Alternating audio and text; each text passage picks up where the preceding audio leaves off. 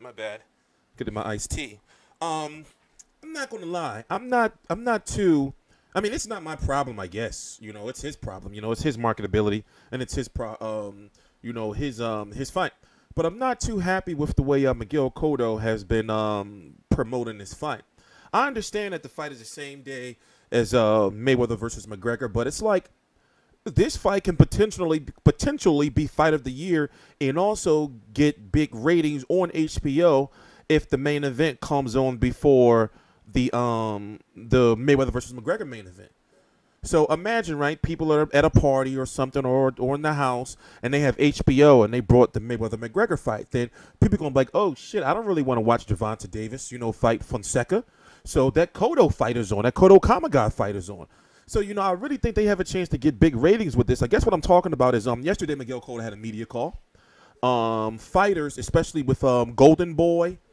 Top Rank doesn't really do it too much. I know PBC does it a lot. Al Heyman fighters, they do media calls, like where the media call in, from Dan Rayfield all the way up there and CBS and, New York Times all the way down to the level that I'm at. And when you did these media calls, they go by a question queue where, they tell you to push something like *1 to get your name in, to questions, to ask a question. Well, you would think that fight week that Miguel Cotto would think like, well, I'm going to try to sell this fight. But it was the most pointless media call I've ever been on in my life. And I've been on probably 100 or so at this point in time. If you go look on the channel, you'll see the a playlist that I have, that says, boxing media calls. I've been on every media call that I can be on, I'm on. And it's like pretty much all of them. So, I know the motions. And normally if I get a question in, it's usually on fights that don't have too much buzz. But if I do get a question in, it'll be at the very end, like around that time when they get to me, So I asked him to give a prediction on Canelo versus Golovkin because he didn't want to talk about Mayweather versus McGregor. I can understand that. He didn't want to, talk about, he wasn't talking about anything. And then a lot of people didn't want to ask Yoshihiro Kamegai too much because of the translator and the language barrier. I can understand that. But I didn't get a chance to ask Yoshihiro Kamegai a question.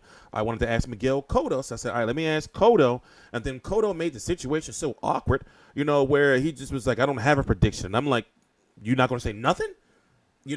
And I think, I mean, maybe it's just me, but and I can understand a little bit, Cotto is one of them type of people, and he's never been one to give like real, good interviews. But in this case, like, don't you want to, like say, well, I think that McGregor has this, and that way to build up your fight, you're going to see headlines from media outlets say Miguel Cotto thinks that McGregor or Mayweather this and that, and attach yourself to that event with your fight on the same night. I think that's just like kind of marketing 101 a little bit, right? Now I can understand if he really didn't want to talk about Canelo versus Golovkin, especially since he lost to Canelo and he pretty much didn't want to fight, Golovkin. I'm not gonna say ducked him. I don't know. Y'all may think he did. I'm not saying it, but it looks like it. But it when you look at the level of this fight, and you look at the fact that it's on HBO, and if you look at that, a lot of attention is going to be focused on Mayweather versus McGregor, then you have to put it in the fighters' hands to be like, yo, okay, listen, we got an issue. But the promoters and the fighters are going to say, well, we're going to try to capitalize off of this as much as we can. And, you have to put your pride aside. You have to put your pride aside. So, I don't know. I look at it like this. I just think that this could be fight of the year. And also, I think that Cotto can... Let me move away from the microphone. I think that Cotto can lose. Jesus Christ. I'm getting... I think that Cotto can lose. Yoshihiro Kamegai, in fact, let me pull it up for you guys. Yoshihiro Kamegai has a pretty solid, not a good resume. I'm not saying a good resume, but a solid resume. Also, there's enough fights out there of him for you to watch to get a better understanding of who he is as a fighter. And basically, he's a come-forward pressure fighter. Defensively, he doesn't have any head movement. But it's not that he gets hit with clean punches, but he doesn't really have head movement like you would like. He's coming off of 2 fights with Jesus Soto Karash. They were very exciting fights. And basically, you know, as you're checking him out, see, it's like that, you know, like that pretty much, like no head movement. You know, he's got that shell defense, you know, but he can be hit. But if you notice, he's a pressure fighter. And Cotto can have issues with these guys. So we have somebody new on the team. His name is Rob Suarez up there in L.A., Fight View 360. Also, if anybody's interested in helping out and covering fights all over the world, you know, I'm just going to say this briefly. We have access to every fight in the world, basically. You know, we have better relationships with some promoters than we do others, but we're relatively new at this on the shit. Hit the shit out of him. Relatively new at this on the media level, but still we have access to the events.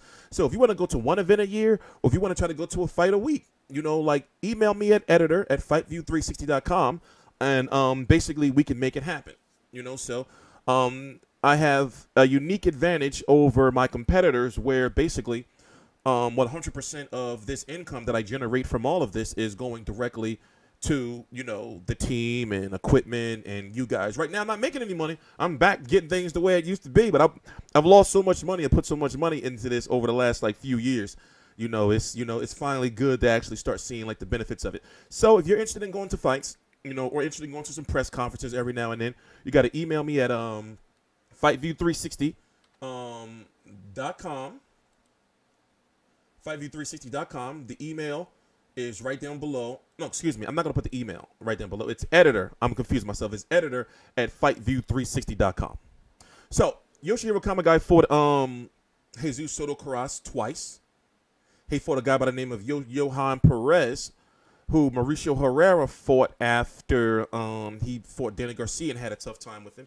He fought Robert Guerrero in Robert Guerrero's first fight back after losing to Mayweather. Robert Guerrero then went on to lose to Keith Thurman. Robert Guerrero is now retired. And basically, let's go take a look at his resume really quickly. 27-3-2 with 24 KOs. I've seen him fight many, many times. You know, for example, I've seen both of Soto Karash's fights. I didn't see this one. I saw the Alfonso Gomez fight, which he lost. I didn't see this one. I believe this one was on. This was on the undercard of a fight here. What card was this? And it was like untelevised. What card was this? Devin Alexander, Amir Khan, and Thurman Bundu. Then of course, you know, Robert Guerrero. And then Johan Perez. Now here's the thing. I'm not disrespecting Cotto at all, but Cotto is a fighter who gets beaten off of an accumulation of punches. In this fight with a bigger Yoshihiro Kamegai, in fact, let me see if Yoshihiro Kamegai has ever fought at 160. I know he's relatively new to 154 for the most part, as you can see, you know, looking. Wait, let me, oh, my bad. Y'all can't see it. There we go. You know, so he's fought at 140, so he's a 140 making it to 154. So I guess the question that I'm asking is, you know, is Cotto like the biggest, like size-wise? I guess you could say Cotto's the biggest fighter he's fought. So Cotto should have the power advantage, but Cotto's power has been somewhat questionable at 154 pounds. Now, it depends on how you look at the Daniel Gill stoppage. It depends on how you look at the Shedra Martinez stoppage and where you rank Delvin Rodriguez as far as, well, Cotto shouldn't have went the distance with him. Remember, the Austin Trout fight is a fight where this was after he lost to Mayweather, he came back, lost to Austin Trout. His career, you know, was being heavily questioned about where is he going to go next. But I'm wondering just at this time, like, is Yoshihiro Kamegai? Let me understand. Listen, this is Miguel Cotto, and this is Yoshihiro Kamegai we're talking about. But this is a come-forward fighter that's fighting a fighter who is saying he's going to retire at the end of this year. You know, Cotto is saying that he's going to have one fight in December, and then he's going to retire at the end of this year. And we've seen when fighters try to go out on their own terms, and it never usually works out that way. So, you know, I'm just wondering, man, you know, I'm wondering if maybe he picked the wrong fighter. And there's been talk of him fighting David Lemieux if he wins. And I'm thinking David Lemieux's too big for him. They're going to try to catch weight him. But if he was to beat Yoshihiro Kamegai and then go on to fight David Lemieux, win or loss, I'm going to give him respect for fighting David Lemieux. Win or loss. Or, you know, people are saying, well, you know, he's probably going to fight Canelo again, and that's probably why he signed a Golden Boy, because they promised him Canelo. That's a tough turnaround. If I'm correct, Cotto wants his fight to be Wait, let me check. Isn't New Year's on Saturday this year? New Year's Eve on Saturday this year? Or Friday night? Saturday night? It's on Sunday. So what does he want to fight on December the 30th? And if you look at, you know, Canelo Golovkin is on the 16th. That means if it's the winner of Canelo Golovkin, they get just a few weeks off, you know, and they got to go on to the Cotto fight. You know, go into negotiations with Cotto. I don't know. That's a tight turnaround. So I'm wondering what his last fight could be if he wins, if he doesn't lose this Saturday on this fight. You know, in fact, let me go to the HBO page right now and see exactly what time this event comes on. 9:45 Eastern. So I'm wondering if they're going to show the undercard. Or if they're going to go. This is good. If they start the show with the Cotto fight. If they start the show with the Cotto fight, you know, and I'm not saying, you know, the Ronnie Rios, you know, Vargas fight shouldn't, you know, be aired. I'm just saying, I don't know. You know, they could really capitalize heavy off the ratings. I'm looking for to see if it doesn't list Ronnie Rios on here. You know, and this is the HBO site. It doesn't list Ronnie Rios on there. It doesn't list. So, they're fighting for the vacant 154-pound title. The title that Canelo quietly vacated to finally move to 160 to fight, you know, Golovkin. The winner will have to fight the mandatory challenger, the winner of Liam Williams versus Liam Smith over in the UK. Meaning that fight's taking place over in the UK. And I don't know if Cotto would fight me. Honestly, Cotto versus Liam Smith for his last fight. If Liam Smith or Liam Williams wins, if it's Liam Smith, I would accept it, I guess, because you're fighting your mandatory, and it's like a nice solid name for your last fight. You know, especially for you to try to get out the door. You know, because he was giving, you know, Canelo some small issues. And I'm not saying Canelo had any problems with him, but, you know, with the pressure, you know, or, you know, if it's Liam Williams, would Cotto go over to the UK to get a massive payday for his last fight? I don't know. You know? So, also, I'm thinking that maybe Cotto may be a little bit, you know, delusional about his marketing ability, and that's probably why his contract with Rock Nation was brought out. Remember his fight with James Kirkley, he's supposed to make about $15 million or so. I don't know how they was going to recoup that money. You know, fight got canceled for whatever reason, and he went on to sign with Golden Boy. But I'm TstreeT Controversy. This is TstreeT Controversy Live. I cover every single major fight live. Cotto versus Kamegai is 9:45 Eastern Standard Time this Saturday on HBO.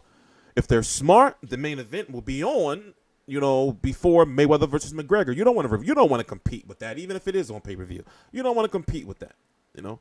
I'm TstreeT Controversy. This is TstreeT Controversy Live. Please subscribe.